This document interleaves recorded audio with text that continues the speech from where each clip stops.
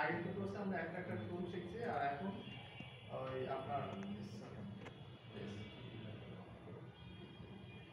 আমরা এখন অনেকগুলো টুলস এমনি ব্যবহার করা লাগছে এই তো।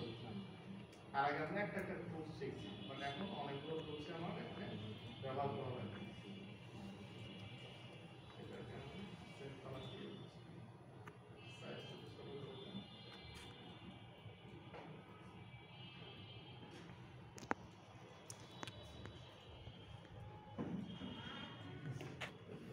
ওকে দেন নিচে হলো ওয়েবসাইট।